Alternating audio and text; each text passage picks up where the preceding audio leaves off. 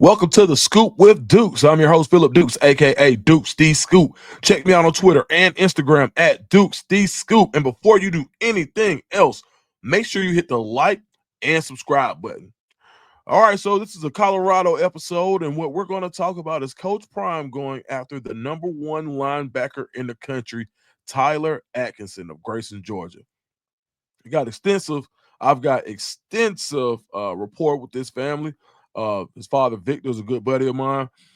And I want to talk about how Coach Prime can make an impact in this recruitment. And it's going to be something that you may have heard me say before, but it's been consistent. Now, first and foremost, let's talk about the player that Tyler is.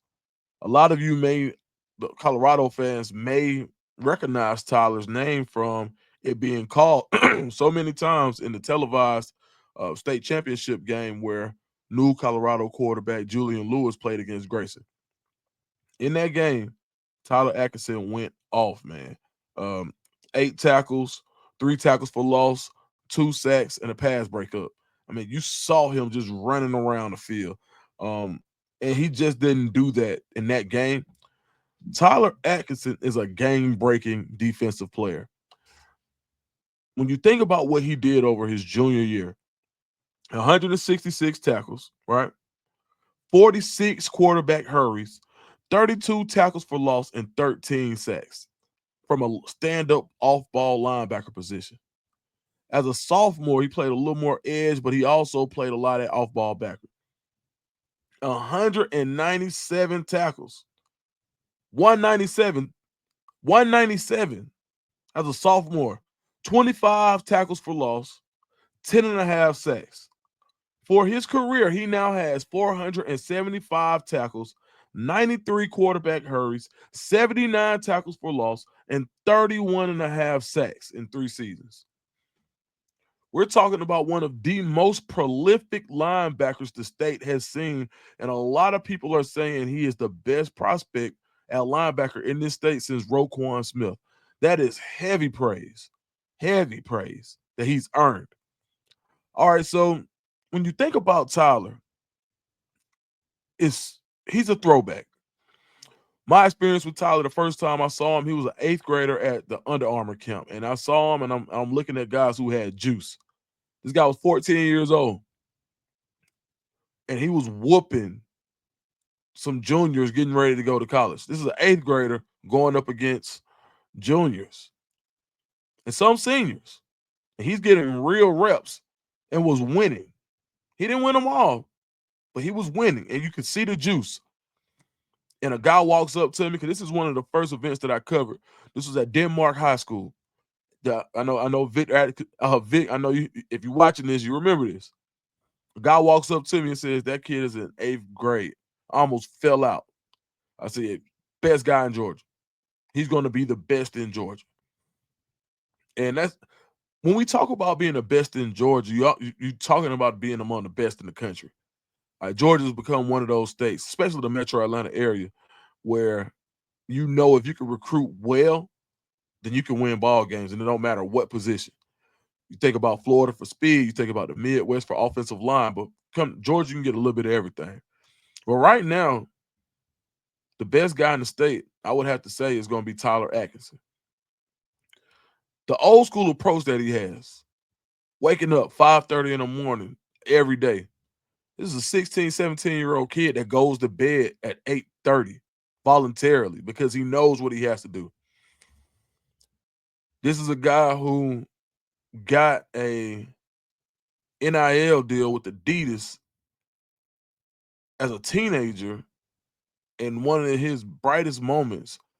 And he sent me, he sent me this personally a few times just to make sure I got it. He was like, "Man, you see this? Can you believe this?" I'm like, "Yeah, dog. Hey, you went off. Got the whole team cleats and gloves." A selfless player. It's not about him. But even more so than being selfless, we're talking about a respectable young man. When you talk about like just a great kid, Tyler Atkinson is someone that if he was sorry at football, you would still want him on your team. This is a generational level talent, in my opinion. You don't see these guys, and I know we like to throw that term around very, very frequently. But if you're being compared, Roquan Smith, generational. And right now, at this level of his development, there aren't a lot of guys like Tyler Atkinson. You could even say that he's like a defensive version of Julian Lewis with all of the fanfare that he's seen already going into his senior year. He's a guy who 1,000% could have reclassified. So yesterday, Coach Prime makes waves as Tyler posted. I'm talking to Coach Prime. We got this FaceTime visit. All right, so let me give you the quote. Now, this is a quote that I was given. I think you may and one thing about I always liked about the Atkinson family and how his dad and how they handle their media is they want to make sure they don't tick anybody off, and they want to be uniform in what they're saying, and they're very careful about what they say in order to make sure that the focus stays on what it's supposed to. You're not gonna see him in any drama, any mess, none of that. You're not gonna see it. This is the quote from Tyler. You got this from Vic earlier. I think you may have seen a version of it somewhere else too. Coach Prime told me the only high school players that he recruits are those real dogs that are ready to play at the next level and serious about their path, like myself. Tyler speaking. Otherwise, he is recruiting in the portal. He wants me to know they're coming.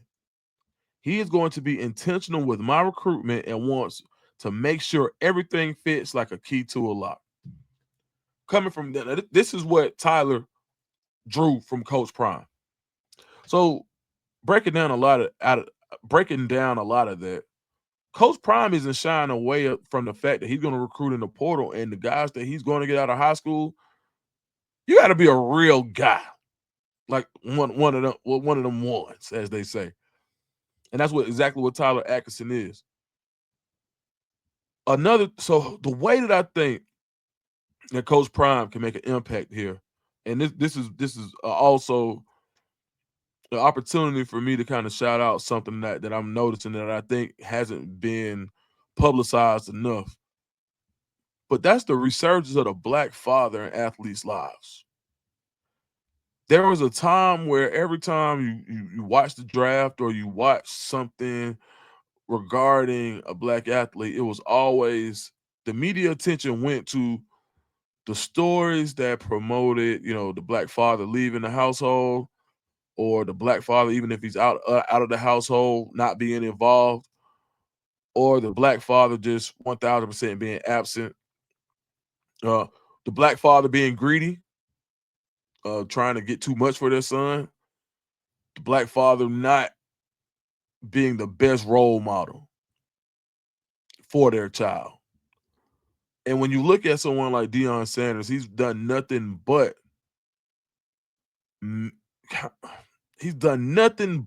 show what it means to be an active father and develop your child. If they want to play ball, to develop your child to their highest of their capability. The training that he's giving his sons, where you got 3 Division I football players, you got one could possibly be the number 1 pick in the NFL draft. There's a lot that Coach Prime can share with another African American father that can make that situation more attractive. When you look at the metro Atlanta area, over the past few years, some of the best players in the city have had very involved fathers, and I mean good guys. Prentice Nolan, Aaron Nolan, T.C. Lewis, Julian Lewis. I mean Princeton Love, Terrence Love. I mean Marlo from Walt Claire Flynn's pops. I mean, you just go on and on. The list goes on and on.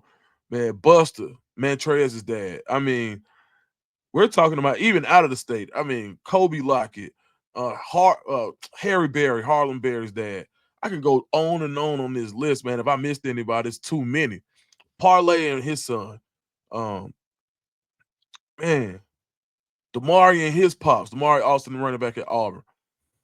My man Bundles, man. Like, it's so many fathers that are involved in their children's process. Kai Bolden and KJ Bolden. There are so many Black fathers being involved in this process, and when it comes to recruiting, A lot of the times it's, oh, well, the dad is doing this and the dad is doing that. And it's fathers are being this new breed of black father right now is making it cool to be that guy again. And I love it. I love it. When you see genuine joy from seeing children be their children being successful, and it not being about the dollar sign. It's not being about what can I get off of my son, but it being about what is best for my son. I couldn't be happier to see the resurgence of the black father. Victor Atkinson is one of those guys who's just been a stalwart when it comes to being involved with his child, teaching him the right way. And I think this is a family that fits Colorado. Point being, all right, you could go see the video of Tyler catching a snake right by the hand. Field work. Tyler still does his chores. No matter how much training they got to do, Tyler gonna work in their yard. Tyler has to, he's going to do the things that men teach their children, regardless of how great the world is telling him he is. That work ethic that's been instilled in him doesn't come from a place of, I just want to be good at football. It comes from a place of, I've learned from my father what a man looks like, and I want to emulate that. That's heavy. I'm really happy to see that in our community. Coach Prime is damn near the prototypical black father at this point when it comes to raising your boys.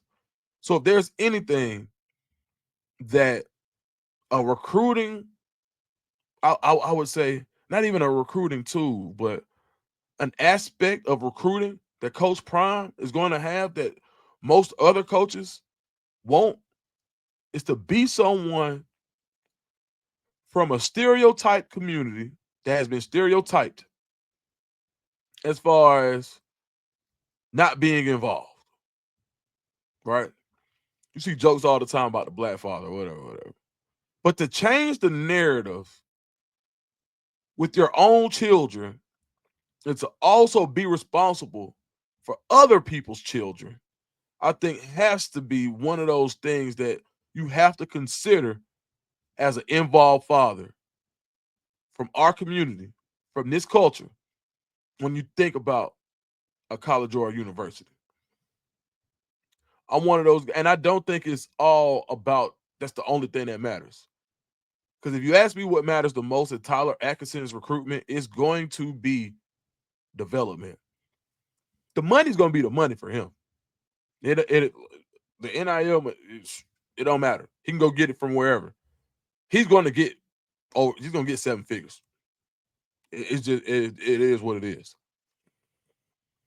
The thing is, where can he be developed? And that development does not end on the football field. Where can he be developed overall? That's what's important to this family. So you're going to hear about all these battles with the money. You're going to hear about, oh, yeah, whoever's got the bag. Tyler Atkinson is going to get that bread from wherever he goes to school. Where does he feel comfortable? Where is he going to win? And where can he be developed on and off the field? That's what's going to get you Tyler Atkinson. I think Colorado presents all of those three. And I think they'll also be in this. And I haven't confirmed a visit to Colorado yet, but I would be very surprised if Tyler Atkinson and his family don't take a trip out to Boulder. This is a family of excellence. When you talk about the mom, how involved his mother is, how involved she is in the process and the sacrifices that she's made for Tyler. When you talk about them having a daughter, Tyler's sister, 4.0, biology major, Clark Atlanta University. Like, this family ain't playing. Their motto was Atkin up. ATKNUP. That's the motto. And that's about really outworking the work. How good do you want to be? How great do you want to be? Who better to help them act up than Coach Prime? I think Colorado's going to be in this recruitment. If I had to favor anybody right now, it would be Georgia. I mean, now one thing about it, Kirby Smart may not be in the culture like we say, like he doesn't look like us, but Kirby Smart is dialed in to the culture. Very down to earth, got a whole lot of respect for Coach Smart. It's going to be hard to get Tyler Atkinson out of this state, but if anybody can do it, it would be Coach Prime. All right, that's my time, y'all. I just want to give y'all a breakdown on Tyler Atkinson, that whole situation, and why I think Colorado can be in it. Follow me on Instagram and Twitter at Dukes D Scoop, and make sure you check out all of the content on the playlist from the Colorado playlist. All right, y'all. Until next time, please make sure you like and subscribe. I am out.